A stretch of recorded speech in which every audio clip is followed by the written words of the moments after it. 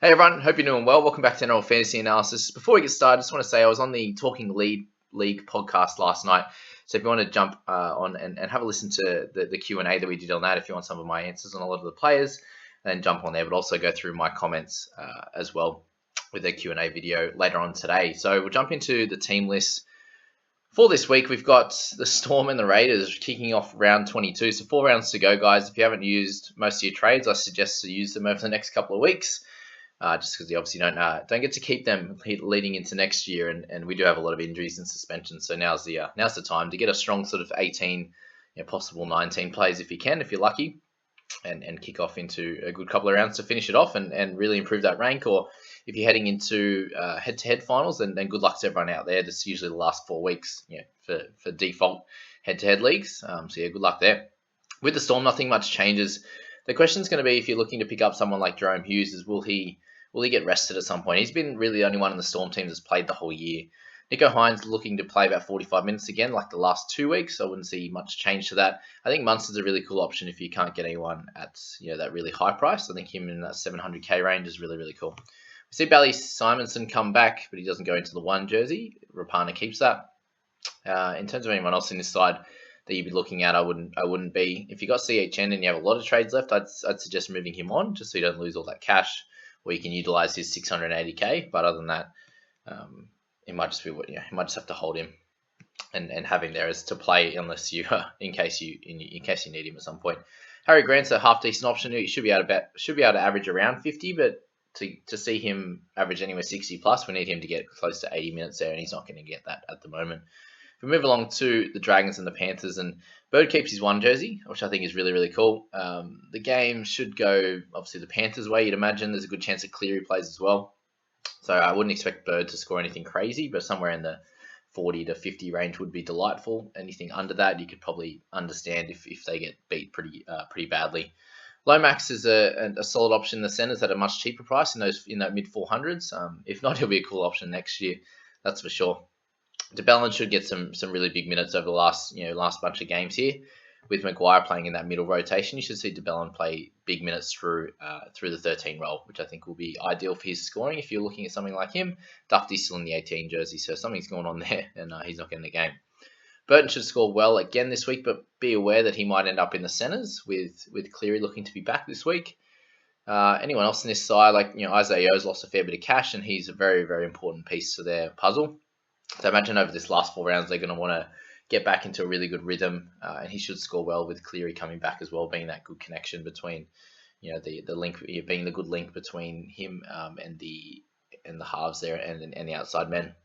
But that's enough for that game. I suppose teamless this week, guys. There weren't too many big changes for sure. We'll see Albert Kelly come back if you're holding him and need to play him. Awesome.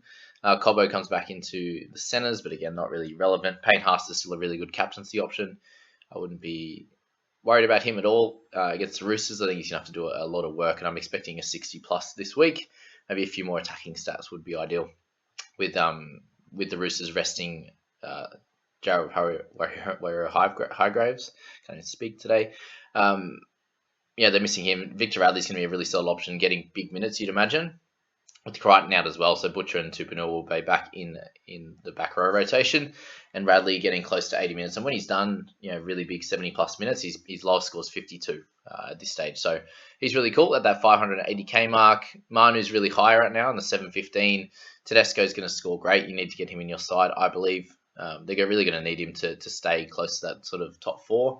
Obviously, they're just out of it at this stage, but yeah, he's going to be pretty important for them in their attack anyway. And you can see those last 3 games, 50 odd, 80 and 80, whatever it was exactly. So yeah, that's that. Rabbitohs, we have minimal changes again. Jai Arrows in the 12 role. Cameron Murray, great option this week. Damien Cook, really good option to cover the 9 position for our teams that have lost Reid Marnie, for example.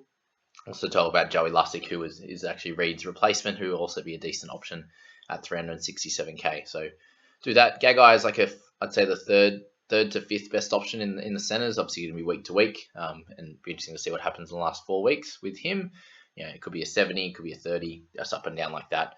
The Troll's obviously been really good, and I think he's just a cut below Tedesco, I should say, but he's going to do great for anyone's side at not a bad price, to be fair. We still don't see Fogs on the Titans side, which is annoying for owners like myself. There's a chance he comes back at some point, but there's also a chance he doesn't. We got Peachy on the bench. Fafita's actually been named. Well, they named him in 12. We'll put him on the bench anyway, however that works. But Toby Sexton's been great. He's making a lot of cash now. I wouldn't be bringing him in. I'd bring like a Joey Lussick over him. I think there's too many good halves to bring in a Sexton to play. Like even with Tyson Gamble playing really well, there's no need to have a Toby now. If you picked him up a few weeks ago, then awesome. Kudos to you. But other than that, that's about all for those teams there. We move on to our next one there with the Cowboys and the Tigers. So Holmes is there. Dejan Arcee's playing in the centres. I wouldn't be picking Holmes. I'd be going for a Ponga, Latrell, Teddy, Reece Walsh, all those guys ahead of Valentine. Obviously, they are playing the Titans, so it should be a slightly easier game for him, but I wouldn't be looking at him. Even guys like Helam Lukey should score pretty well in a bigger minute role in the 12 position, but it's just this time of the year and the price point doesn't really excite me at this stage. If you're looking at the Tiger side, Dewey's going to be great, covers that wing fullback, the half position. If you're looking to move on to Nico Hines, and he's been great. I obviously traded him in last week for Nico. Sean Bloor also been solid. His price has gone up a little bit from now. But if you're owning him, I'd be playing him for sure. I'm expecting close to a 40, somewhere in the 45 to 55 range for him in an 80-minute role. Lucy Lathor has gone on a bit of a run. There's every chance that he does that against the Cowboys again. I did trade him out about a month ago, though. And Zach Sini on the 17 role. What a player. Moving along, we got the Eagles and the Eels. So, we spoke about Joey Lussick. So, he's going to come back into the team. And coming off, the last 3 games he's played, two 80-minute performances for a 50-odd and a 61. We then have a 41 points in a 53-minute effort. So the question will be, we know that he can play 80 minutes. Will Smith cover him? Will Cartwright go in there? How will they play that? If there's any injuries, remember, he will play 80 minutes. Like he's shown that already. So I think he's a really cool option. If you wanted to get, you're moving on to 600 guys or to a 600 and 700 player, you can go down to Lussick and you can go up to a DCE. That's probably something I'll be thinking of doing in my team this week. Madison's been great, so if you need to straight swap a Crichton, then he's also a really good option with Cam Murray, for example, there. Josh Schuster, if you got him, you'd probably get a hold for the year now. It's just too many injuries and suspensions to move him on. He's scoring pretty well, so I think he should do all right against the Eels also. And last 2 games, guys, we'll go to the Warriors and the Dogs. Reece Walsh has been solid. Keep playing him. If you're looking at someone else, Josh Curran, very similar mould to the Victor Radley in terms of the price point and the ability to score well. So you see Ewan Aiken still remaining in that 12 position. So they're both going to be really solid options, with Aiken being better, served in the centres. For that position that's usually a little bit lower scoring. Josh Curran, going to be great. You'd expect 50 plus scores for him in 80 minutes. He's very busy, tackles hard, runs the ball a lot, has a bit of flair and attack, and a delightful looking head, especially with that headgear on.